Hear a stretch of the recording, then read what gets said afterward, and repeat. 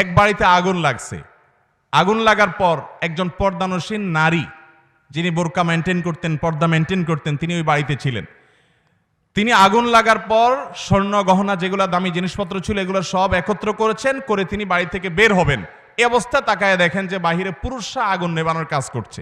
যেহেতু পুরুষরা আগুন নেভাচ্ছে, সেজন্য উনি আর বাহির না হয়ে ওই আগুন লাগা ঘরের খাটের নিচে তিনি যাই লুকিয়েছেন, যার কারণে আগুনে পুড়ে তিনি শেষ হয়ে মরে গেছেন।